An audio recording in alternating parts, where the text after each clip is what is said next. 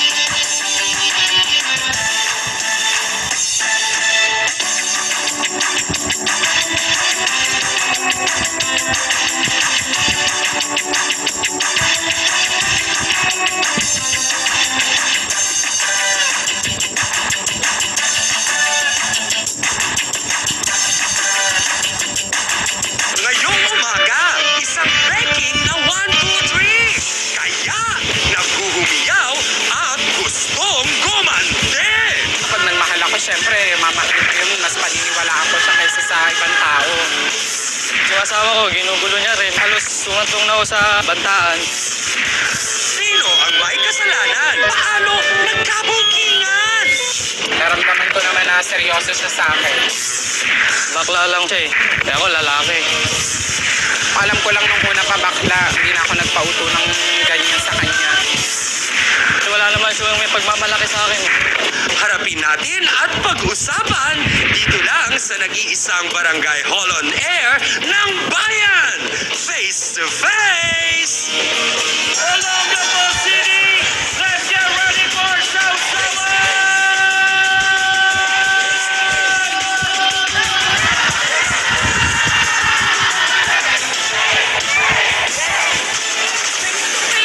Good morning, Olongapo! Tara na! Mag-face to face! Sugod na mga kapatid! Halika, mag-usap na tayo! Sa pula, sa puti! Ay nako! Sana mapagbatingin, di ba? Tara na, tara na, tara na! Let's go, go, go! Tara, face it, face up. Napusa dyan makulay ang nakarang buhay. Tayo magharapan, ating pag-usapan. Aminan, awayan at mabuhayan. Gusto mo bang makisusundan ng kaibigan na ngayon? Ang sigaw ng mga taga-Olongapo ay... Sinong sisigaw? Sinong ingles? Face to face! Huwag mong talikuran! Harapin mo! Face to face! At ngayon, eto na ang First Lady na nag-iisang Barangay Hall on Air! Ang pambansang kapitana, Jack Ami Perez! Hello, Olongapo! Good morning! Nandito po kami ngayon sa Rizal Triangle Multipurpose Hall, Barangay West, Bahak-Bahak, Olongapo City. Ang tanong, sino ang gusto niyang paghigantihan? Usapan na naman ba ito ng mga dautan na kumagasawsawan at mga kapatid na Becky, Hans? Sana makayanan mo ang issue ngayong araw na ito. Ngakot siya, mukhang sasakit ang ulo namin ng mga sisters ko. Pero kakayanin yan, hindi ba? At kayo naman, B1 at B2, alerto na ba kayo? Para tulungan at payuhan at gabayan ang ating mga bisita, narito po sina Attorney Ben Acosta, Dr. Camille Garcia, Father Sonny Merida. Sila po ang ating mahal na trio tagapayo. So, let's make it a come on, kapo! Face to face na! Niloko na nga raw siya, aba, pinerahan pa ang malungkot, binugbog pa siya ng jowa niya. Ano pa naman ang nangyari? Narito po, si Gerald Cruz. Pasok! Wow, ang sexy naman ni Gerald. Hi, Gerald.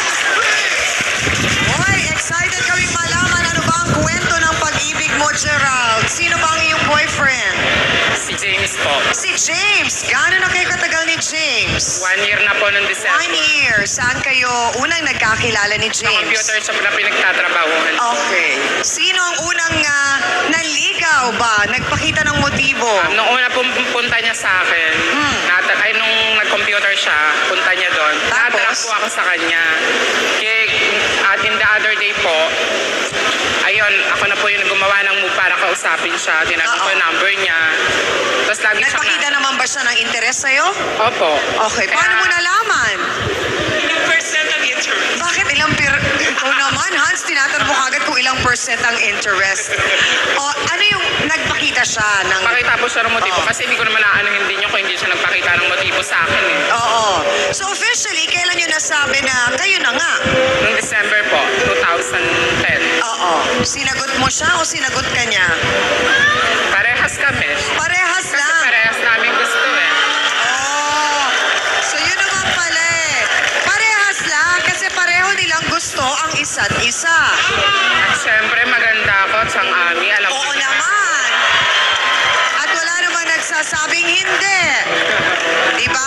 So ano ang naging problema kay James? Nagka-problema lang po nung yung kaibigan ko sinabi sa akin, meron na daw pong asawa yung na lalaking yun.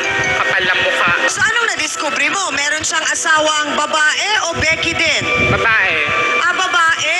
Okay. Ang kinakagalit ko lang doon, Oo. bakit hindi niya sinabi sa akin na meron? So kumbaga nagsinungaling kahit paano. Yun ang, Sinungaling talaga. oo, yun ang kina-hurt mo. Paano mo nalaman? Sinabi sa akin ng kaibigan ko, nung una hindi pa ako naniniwala eh. Saan naman nalaman ng kaibigan mo? Nakita daw niya po. Naglalantian. Oh. So sino itong kaibigan mo na nakakita? Si Aljo po, Aljo Santos. So nung sinabi sa'yo, anong ginawa mo?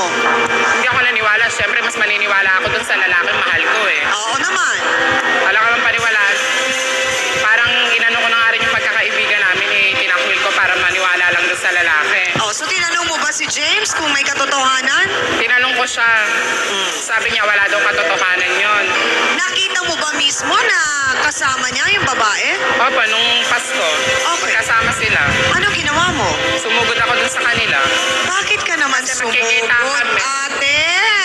Pasko, magkikita kami. May usapan kami magkikita. Eh, wala pa. Okay. Eh, nakainom ako noon. This, malakas loob ko at siyang Ami. Okay. Pumunta ako dun sa may bahay nila. Alam ko naman eh. Okay. Pagpunta So ko doon, nandun din yung babae? nabulaga nga ako eh. Kasi makita ko doon magka-apply pa yung dalawa sa upuan. Okay. Tapos tinawag ko siya. Sabi ko, akala ko ba magkikita tayo? Tapos biglang sumunod yung babae. Kapal ng mukha. Sabi sa akin ng babae, sabi ko, sino yan? Sabi ng babae, so yung babae pa nagsabi, asawa daw siya. Kaya ayun, nakablot ko yung buhok ng babae. Nasaktan mo pa yung babae? Oo, hindi. Bad. Pwede ba naming malaman doon sa isang taon na pagsasama ninyo, Gerald, ni James, ay syempre, alam naman natin, pag Becky, merong mga regalo yan. Ano bang mga nairigalo mo na sa kanya? Bibigyan ko siya ng damit, cellphone, sapatos. Tapos nangihingi siya sa akin ng pera. Binibigyan ko kaagad yung lalaking yan. So magkano ang binibigay mo sa kanya? Pinakamaliit na nabibigay ko dyan, 1,000. 1,000 a week, a day? Hindi naman po araw-araw nanghihingi kasi kapag sumweldo ako, syempre nagbibigay din ako. Halos yung pamilya ko nga, hindi ko nasusuportahan dahil sa kanya ko binibigay. Ang kapal. So mas binibigyan mo pa ng pera itong si James pag nagkikita kayo? Sa magulang ko. Yung magulang ko nasuway ko na dahil sa kanya.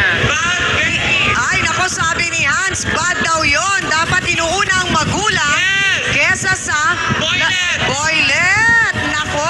Pero Yun ang nga yung tanong, pagkakamali ko, matapos kasi mong nung malaman na meron na siyang misis, meron na siyang anak, mahal mo pa rin ba si James? Nung hindi ko pa rin matanggap yon. Etong January, nagpunta siya sa akin, naghingi siya. Binigyan ko siya ng pera. Bakit mo naman binigyan na naman? Tinakot niya ako sa Ami eh. Tinakot niya ako. Tinakot ka niya? Paanong tinakot? Bakit daw? Pag hindi ka nagbigay ng pera, ano daw?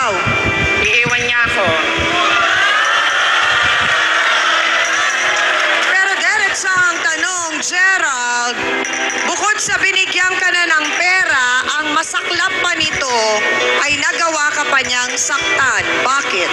Kasi yun nga po yung dahilan ng pasto, yung asawa niya, nakablot ko yung buhok, bali nagka-anuhan kami ng asawa niya.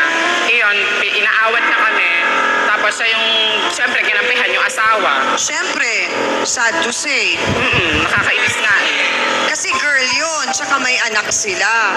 Tinanong mo ba kung gaano na sila katagal nung kanyang misis? So 4 years na yata o 4 years. Oh my! So ibig sabihin, ko. talagang matagal nang may karelasyon si James. Yun yung kinakagalit ko. Abay, pero 1 year na sila at inaabutan siya ng pera ng regular ni Gerald. Ang tanong, saan mo dinadala ang pera? Doon ba kaya sa misis mo? Narito po si James Contreras. Pasok!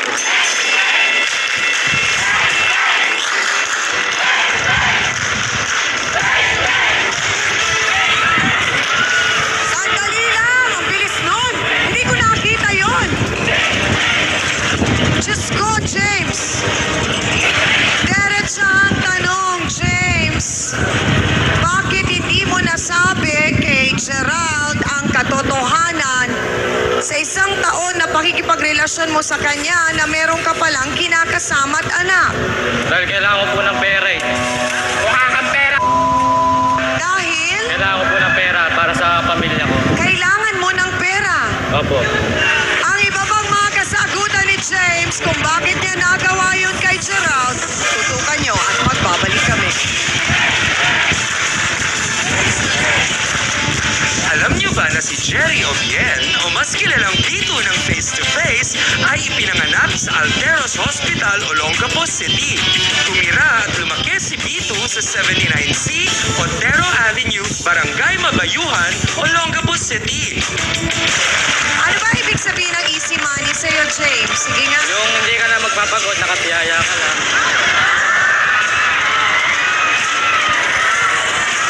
Inaabol ko lang yung mga bakla dahil sa pera. Mukha kang kasing pera. Kano pinakamalaki mong binigay? Nabigyan ko na po yan ng 3,000 eh. Sabi ko saan dinala ng So ang pera bang binibigay ni Gerald ay binibigay mo lahat sa mag-iina mo? Opo. Binibigay mo. Binigay ko po lahat. Anong alam ng kinakasama mong trabaho mo? Sabi ng asawa ko, wow, ang laki naman ng pera lagi Wow! binibigay sa akin. Wow! mukha kang kasing pera. So tama ba? Kasi pagkakakwento ni Gerald, nagkakilala kayo sa computer shop. Opo. Nagko-computer ka doon. Opo. Paano mo natunugan na big time si Gerald? Lagi ko siyang may hawak na pera sa kamay niya. Lagi ko ginagano sa harap. Kapala mukha mo, hindi ko ginaganon Oh, hindi mo sa'yo. ginaganon, ginaganon Hindi mo ko kasi ginaganon mukha mo. sa'yo. Kapala mukha mo. Parang inaakit niya ako.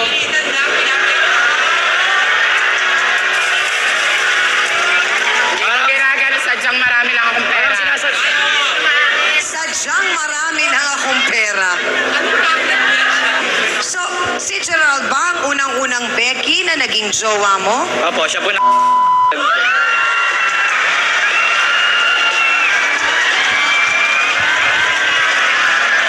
Kaya nasilaw sa pera Paano niya. nga ako yung asawa ka nga, tanga.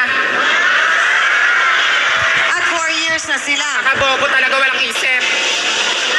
May point nga naman siya. Ano ba ibig sabihin ng easy money sa'yo, James? Sige nga. Yung hindi ka na magpapagod, nakatiyaya ka lang.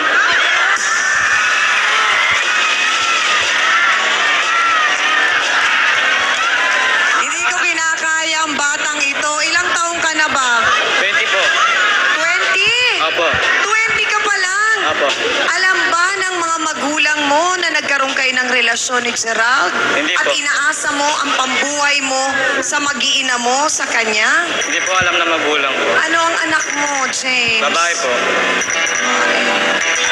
Doon po sa konsepto, doktora, ni James na easy money, parang nakalimutan na niya ang lahat. Bakit po kaya parang ngayon ang mga kabataan, ito ang kadalasan kadalasang naiisip nilang makakapagpaangat sa kanilang buhay at nakakalimutan na ang lahat-lahat. Ang itinuro ng magulang, tinuro ng eskwelahan, tinuro ng mga teacher, nakalimutan lahat. Yun nga ang mahirap Chang sa mga kabataan ngayon, lalo na pag sinabi natin na mag-aral muna kayo. Once na nakatikim ng trabaho at nakatikim ng pera, ang iniisip na nila ay ang magkaroon ng pera. Basically, ang utak ng isang 16 years old, kasi parang ang pagkakasabi dito na 4 years nang may relasyon siya. So, 20 pa lang itong si James. So, chances are 16 years old. So, pag 16 years old ka, ang utak mo, kailangan pinifeed niya ng puro aral. Yung moral values mo, kasi dyan pa lang nabubuo siya para magkaroon ka ng character, ng personalidad. Kaya kung wala siyang natutunan na mabuti noong mga panahon na yon, chances are kung ano lang alam niya, kung ano ang nakikita niya, kung ano ang ginagawa ng iba na sa tingin niya makakabuti, yun lang ang a-absorbe niya. So maaari ito ay nakakita siya ng mga pagkakataon na ito na yung paraan para makasurvive kami. So yun lang ang gagawin niya. Hindi niya iniisip na merong mga disadvantages ito at lalong makakasama sa pagbuo ng kanyang pamilya. Sa edad nga po niyang 20, gaano po ba kadelikado naman para sa kanyang kalusugan itong ginagawa na ito ni James? Chang, 100% na delikado. Dahil kung sinasabi niya na merong na nagawa niya na to, tapos yung pagkakasabi niya na de-virginize siya sa ganito, alam natin kung anong pinag-uusapan dito. Yun pa lang, nag-i-insight na merong mga pangyayaring ginagawa si James na hindi maganda, na sabihin natin nakaka-bother para sa isang taong 20 years old kasi baka magkasakit talaga siya. Salamat po sa impormasyon na yon, Dr. Camille. At mukhang nagulat ang mga sausawero at sausawera, lalo na mga kababaihan. At ang mga Becky ba, shock din ha? Medyo natahimik ang mga Becky Chang sa mga narinig nila. Kasi, Shock Boogaloo? oo, aminin naman natin, somehow talaga kami may tendency na pabayaang laging ganito ang istorya. So sa tingin ninyo, tama ba ang ginawa ni Gerald na parang nag-aabot siya kay James na all the while ang turing pala ni James sa kanya ay kumikitang kapangkabuhayan? Hindi ba? O so na kanino ang simpatsya ninyo? Pula ba tayo o puti? Magboto hands tayo! Go!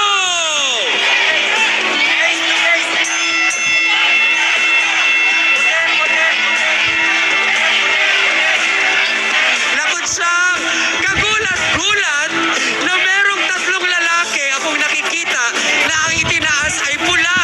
Na ibig sabihin nila parang hindi mo naman masisi si James kung naisip nga niyang gawin ito. Pero yun nga, karamihan naman ay sumusuporta kay Gerald. So ang tanong ko ngayon, James, ilang taon ka nung nakilala mo si Gerald?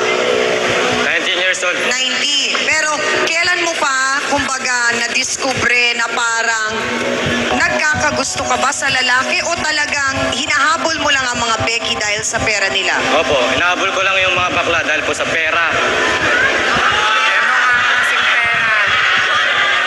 Doon sa nangyari nung Pasko na dapat pala ay magkikita kayo ni Gerald, biglang kayo ang nagulat dahil nalaman ni Gerald na meron kang kinakasama. Anong sabi ng kinakasama mo sa'yo? Sabi niya, walang iya ko raw po. Totoo naman kasi, Di ba't mo naman sinakta yung asawa ko? Gano'ng katotoo na sinaktan mo, sinabi pare? mo, Si na wala kang Gerald. asawa, walang masasaktan Binalikan mo siya, Opo. tapos tinakot mo, tapos hiningan mo ng pera. James, bakit mo ginawa yun? Tinesting ko lang po kung bibigay siya sa akin ng pera. Tinesting mo. Oo. Okay, tapos, Yun, tinasata ko to niya, binigyan ako ng pera. magkano binigay sa'yo? 1,000 po. 1,000, bakit ka naman nagbigay na naman? Sinabi ko rin po sa amin last na yun, hindi na ako magbibigay sa kanya. Nag-goodbye kiss ka ba pag abot mo ng 1,000? Yeah, bakit kayo? Mga kapatid, matagal na daw po niyang alam ang totoo tungkol kay James. Pero hindi naniwala kasi ang kaibigang si Gerald sa kanya. Pero dahil sa nangyari, talagang affected siya. Bakit ba? Narito po si Abigail Santos. Pasok!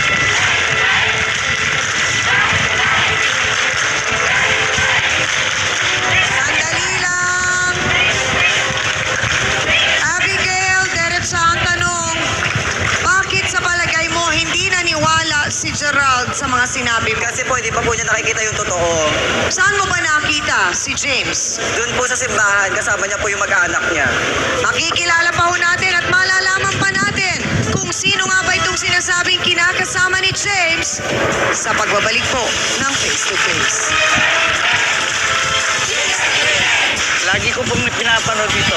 Mga bagay na problema sa mag-asawa, problema sa anak, at sa pagsasama po, ay nakakatulong po sa amin at aking ina-apply din po sa aming barangay.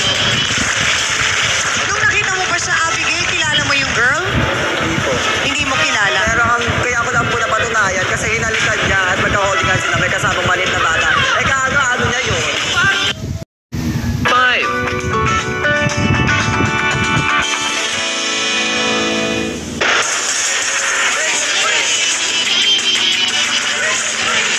Kahit daw po anong sinabi nitong si Abigail sa kaibigan niya na si Gerald na niloloko na nga daw nitong James, hindi pa rin naniwala. Abigail, nung una mong nakita si James na kasama si Gerald, ano yung naging kutob mo? Lolokohin niya lang po kasi alam naman po lahat ng bakla na wala magsiseryosong lalaki sa kanila. Okay. Nung nakita mo ba siya, Abigail, kilala mo yung girl? Hindi po. Hindi mo kilala? Pero kaya ko lang po napatunayan kasi hinalikan niya at magka-holdingan sila may kasamang maliit na bata. Eh kaano niya yun? So yun ang parang nagsabi talaga sa'yo na oo, asawa nga niya yun. Yes. Oh, so bakit hindi mo sinabi, James, yung katotohanan kay Gerald na may asawa ka na? Baka hindi niya po kasi ako bigyan ng pera eh. Eh kasi nga mukha ka talagang pera. Parang malinaw na malinaw, attorney, sa mga sinasabi ni James, talagang ang habol niya, Gerald, ay pera lang. Wala siyang pagmamahal para sa'yo. Parang pera lang po talaga. Malinaw sa kwento po ni James at parang ang nakakalungkot nga doon, nagsinungaling pa siya, pagkatapos po, sinaktan pa. Hindi lang ang damdamin ni Gerald, pati nabugbog pa. At higit sa lahat, pinagbantaan pa. Nako, hindi po ba medyo mabigat-bigat ang pwedeng maging kaso nitong si James sa mga nagawa po niya? Tama ka po doon, Chang, dahil unang-una dapat malaman ni James na hindi obligasyon ni Gerald na siya ay bigyan ng pera. At wala rin karapatan itong si James na manghingi ng pera kay Gerald. At yung ginagawa niyang eka nga'y para siya bigyan ng pera, nandun na sabi nga niya, tinatakot niya. At yun nga, napagbuhatan pa niya ng kamay. Bay, kung nagbigay man itong si Gerald ng anumang halaga, yun ay hindi voluntaryo na ibinigay ni Gerald. Kaya maaaring pumasok ito doon sa extortion with violence or physical injuries or intimidations against persons, Tiangami. At medyo mabigat po to. May kaparusahan itong mula 12 taon at hanggang 20 taon na pagkabilanggo kapag napatunayan. Ay, medyo matagal-tagal po pala yun.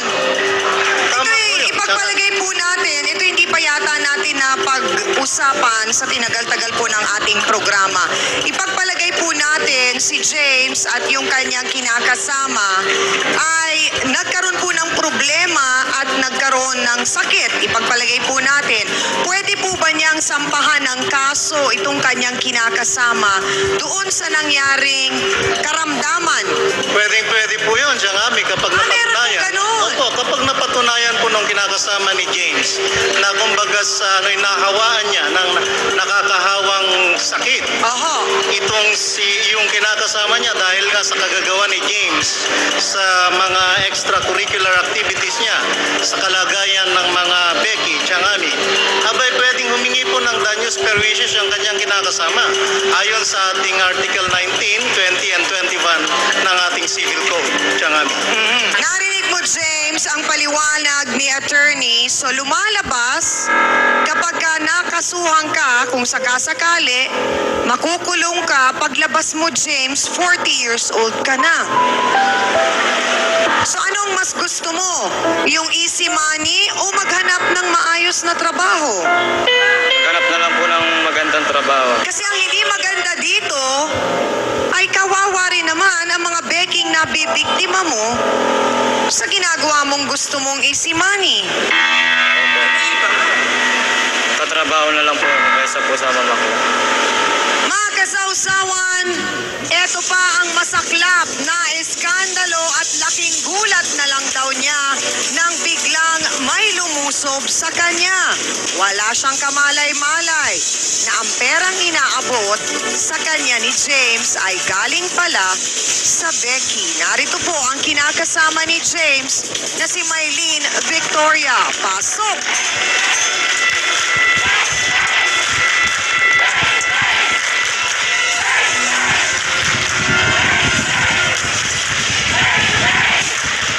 Sandali lang!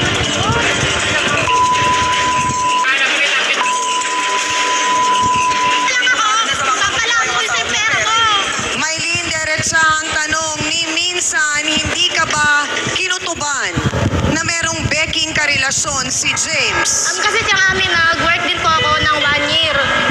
Siyempre, lagi po, yung shifting po yung oras, lagi pong wala sa bahay. Then, nakala ito parang part-time lang. Then, maando siya sa mama niya, marakit din. Eh, siyempre ako, may anak din ako. Mag-aabot siya ng pera. Ako naman si tanggap, siyempre, babudgetin. Oo. Wala At na- ang buong akala at tiwala ni Mylene ay meron talagang trabahong regular si James. Kasi siguro base sa kanyang schedule sa araw-araw. Ang iba pa pong kwento ni Mylene, maririnig natin. Huwag kayong aalis, babalik agad ang Pinakala yung sa parents niya. Alam ko sincere. Hindi ka makakalain na yan naabot sa ganito.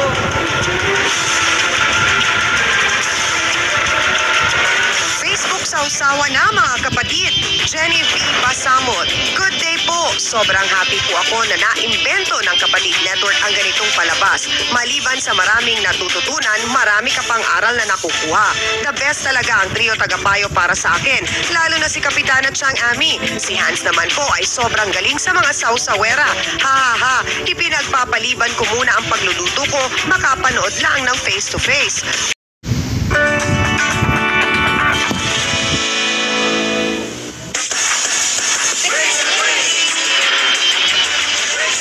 Ang sabi ni Mylene, wala siyang kakutob-kutob, wala siyang nakitang pag-iba kay James nung kayo ay magkasama sa loob ng 4 na taon.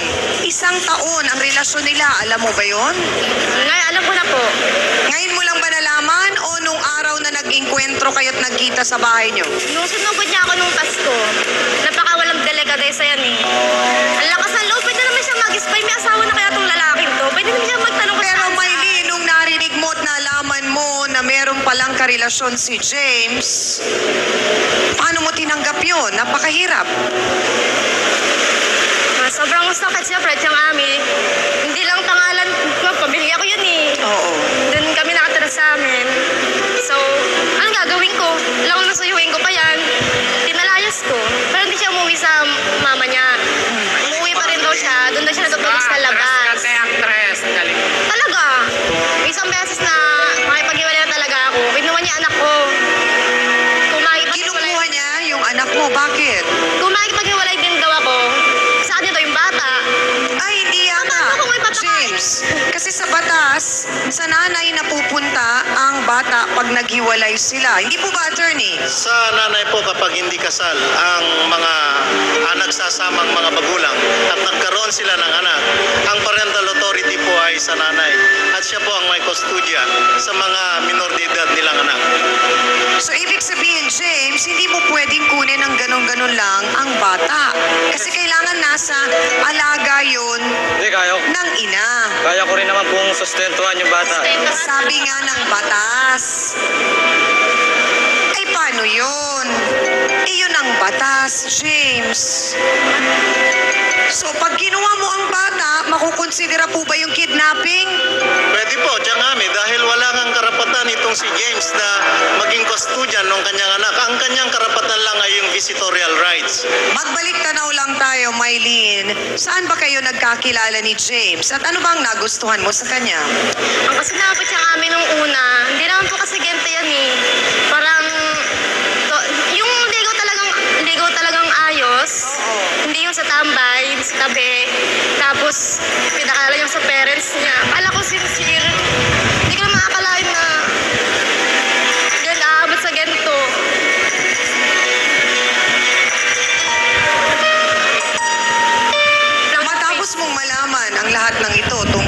James, hindi ka ba nagduda na baka hindi lang si Gerald? Nagduda po siya nga. Ha? Parang lahat na lang ng bakla nakikita ko parang naano na niya. Ang tanong ko ngayon, James, si Gerald lang ba ang Becky sa buhay mo? Hindi po, meron pa po isa. Kasi po isang beses ayaw niya po kasi akong bigyan ng pera. Lumapit po ako sa best friend niya. Lumapit ka kanino? Sa best friend niya po. Sa best friend. Alamin nga natin, sino ba yung best friend na yan? Kung hindi ako nagkakamali, eto daw si best friend Eugene Alvarez. Pasok!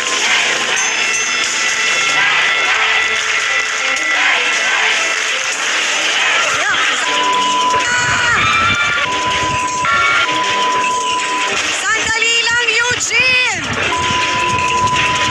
Sinungaling ka bakla ka, bakit ka na bakit na ugali? Basta nga ugali mo, hindi ka maganda. Bakit ka ambisyon?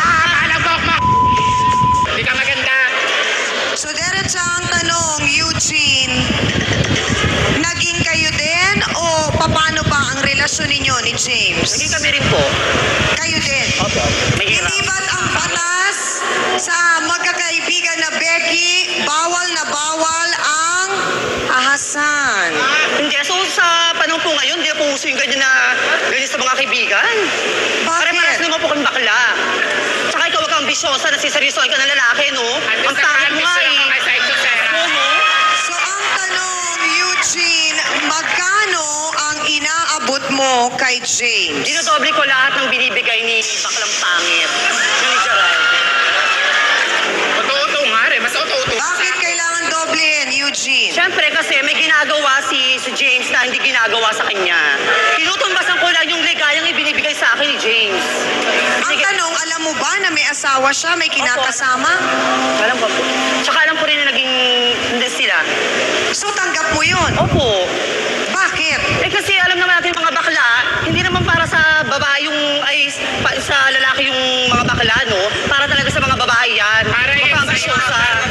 Ambisyosa ka. Ang tumikit sa asawa, mahiya ka. So, ang tanong ngayon, Mylene, hindi lang pala si Gerald, kundi meron pang Eugene. Eh, ano magagawa ko?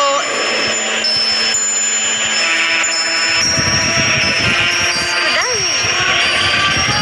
Nakakadiri po sila. Nakipag-iwalay ka na ba kay James? Paano ang estado nyo ngayon? Nakipag-iwalay na po ako sa kanya. Siya lang po yung ayaw. So, nung nalaman mo nung December, nakikipag-iwalay ka na Matik talaga? po yun. Siya lang ang may ayaw. Sa kanya, opo. Close na yung pinto ko para sa kanya. Pati puso. Bros nga, iyakin na yan ako. Hindi mo ako yung anak ko. Patayan tayo. James, nice ka naming matulungan. Gusto namin na mapaliwanagan ka dahil mukhang sinabi na ni Mylene na sarado na ang kanyang puso at isipan para sa'yo. Pero gusto namin na kahit paano maisalba pa ang relasyon ninyo at maliwanagan ka rin na ang mga Becking kapatid natin kagaya nila Eugene, ni Gerald at ganoon din si Abigail, may karapatan din naman silang maging maligaya at maging masaya na hindi inaabuso ng ibang tao yung kanilang kabaitan at yung kagandahan ng loob. Sa tulong po ng ating trio tagapayo, hangad namin dito sa Face to Face na maliwanagan po ang ating mga bisita ngayong araw na ito. At huwag mong piliting kunin yung anak mo. Wala kang wala Pero pwede niya bisitahin. Oo naman po. Pero yung gagawin niya ulit na tatakas niya, Ay, wala. Hindi pa pwede yung takas-takas. hindi pa Kahit pwede. ang nanay mo magagalit sa'yo yun. Kaibigan kayo, di ba? Hindi matalik or Tropa. nakatropa kayo-kayo. Huwag yung hayaang lalaki lang ang sisira ng inyong pagiging pagkakaibigan at ang lalong lahigit kalagayan yung ganyan. Sa counseling po ba, attorney, mas naunawaan na ni James kung ano po yung sinasabi talaga ng ating batas tungkol po doon sa pwedeng maging desisyon nilang dalawa ni Mylene? Inulit ko po Tiangami kay James na sapagkat sila nga ay hindi kasal ang kanyang kinakasamang si Mylene, ang tanging karapatan lang niya tungkol doon sa kanyang anak ay yung visitorial rights niya doon sa bata. Ngunit ang mas mabigat na kanyang obligasyon ay yung pagbibigay niya ng suporta sa kanilang anak. Sa murang edad ni James na 20 anyos at siya ngayon ay na-involve na sa nitong mga kalagayan ng paghahanap buhay. Alam mo James, bigyan mo ng dignidad ang iyong pagiging isang lalaki. Tandaan mo, ang kalagayan ni Eugene, ni Gerald at ni Abigail, no? Ay isa ring kalagayan na dapat nating irespeto sapagkat meron din silang damdamin na dapat ay igalang. Irespeto mo ang kanilang damdamin at sana dito sa mga mensaheng ito'y matuto ka na at manindigan bilang isang tunay na lalaki. Yun lamang. Thank you, Attorney Ben. Dr. Camille, nabanggit nga ni Attorney Ben na sa counseling ninyo na discovery natin na malaki pala ang ginampanan ng mga kaibigan nitong si James, nagbigay ng maling impluensya sa kanya. Paano po ba natin matutulungan ng mga kabataan, lalo na yung mga ganong edad, na matanggal nga yung konseptong gano'n na easy money, so ito na lang ang gawin? Unang-una no, Chang, dahil masyadong napaaga yata itong pagpapamilya ni James. Dahil kasi at yung naisip niya, bali 18 years old nung nag-live-in sila. Tapos itong si Mylene ay 2 years older. Sana nakita ni James kung ano yung klaseng babae itong si Mylene. Hindi niya napahalagahan. Alam niyo, nung kinakausap kanina dito si Mylene, sabi niya, sana kahit nangalakal na lang si James, hindi ko pahihindian lahat ng makukuha niya. At the same time, mas papahalagahan ko pa lahat na ibibigay niyang pera sa amin. Pero itong si James, nagkaroon ng tinatawag na false pride. Kasi akala niya, hindi, papatunayan ko sa inyo, kaya ko pa rin magtaguyod ng pamilya na hindi manghihingi ng pera sa inyo. Yun ang mali mo, James. Sana maintindihan ng mga kabataan na kung ano man ang binibigay ng kanilang mga magulang na tulong, huwag nilang pagmamalakihan. At lahat ng ibinibigay na turo ng magulang para sa kabutihan. Kung minsan nasusobrahan lang dahil napaka-stricto, kung minsan medyo pero lahat ng sinasabi ng magulang para sa kabutihan at yan ay para sa lahat ng kabataan. Yun lang po. Salamat po, Dr. Camille. Father, alam naman po natin na ang pera ay kailangan natin para tayo ay mabuhay. Pero ang pera talaga ay matindi ang tukso at kasalanan na nadadala po sa bawat isa sa atin.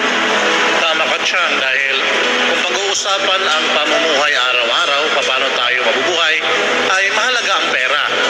Pero kung pag-uusapan naman ang moralidad, pag-uusapan naman ang ating pananagutan sa Diyos, ang pera po ay nasa ilalim.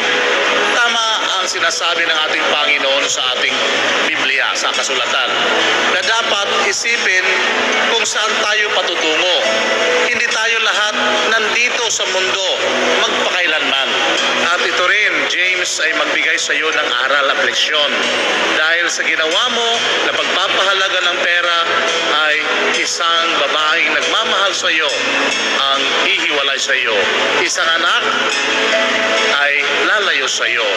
Sana naman ay hindi mo sinayang ang pagmamahal na binigay ni Mylene. Mylene, kung ano man na niluloob mo, patatawarin mo ba itong si James nasa iyo?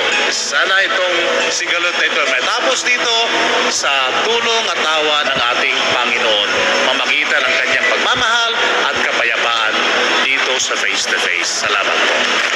Salamat po, Father Sonny. Sila po ang ating trio tagapayo. James, ang gusto namin dito ay maliwanagan ka at maayos itong mga ginagawa mo sa buhay mo. Kaya ang gusto naming malaman ay pagkatapos ka bang kausapin ni na attorney, ni doktora at ni Father, mas naunawaan mo ba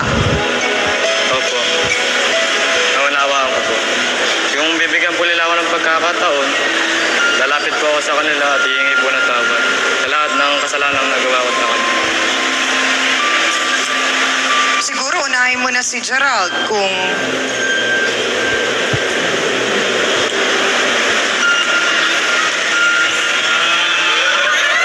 Sana mapatawad mo na ako. napangiti naman kagad si Gerald. At sa'yo din, at di ko na rin sasaktan yung kaibigan mo. Huwag na, kayo naman. Para naman sa asawa ko, lumuluhod ako para patawad mo lang ako. Hindi ko na ulitin yung gagawin ko na siyempre nasaktan kita.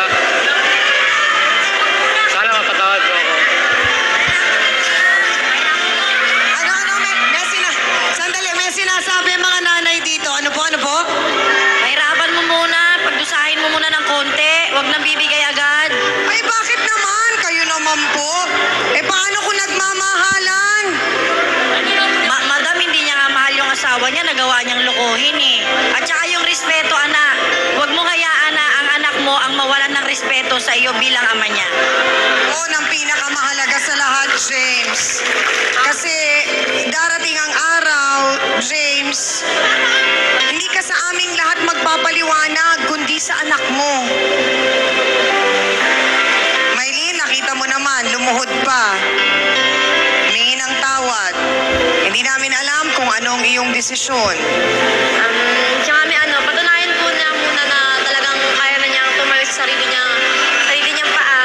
Hindi yung paulit-ulit yung ganito. Kasi ang hirap po ibalik yung dating tiwala na nawala. Pinakamahirap talaga, James. Magbalik ng tiwala. Yun talaga ang pinakamahirap. Kaya kailangan mo talagang tulungan si Maylin. At siguro, Gerald, kailangan mo nang tanggapin ang katotohanan na si Maylin ang ina ng anak ni James at mali talaga yung nangyaring nasaktan mo siya. Kahit na ano pang sabihin natin na kasi nagulat ka o nabigla ka o dahil nagsinungaling, parang unfair para kay Maylin yung nangyaring nasaktan mo siya. So sana, maunawaan niyo yun.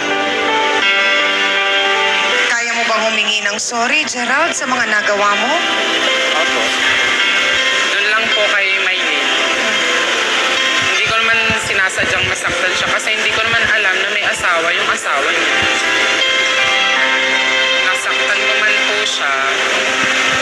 Siguro dala lang po ng galit niya. Sa inyo, ng magkaibigang si Eugene, paano ang desisyon ninyo? Kayo ang mga magkakasama sa gimikan. Oh. So paano, Eugene? Gerald, sorry sa nagawa ko. Pangako hindi ko nagagawin ulit. Sorry. Kaya lang yun sa akin.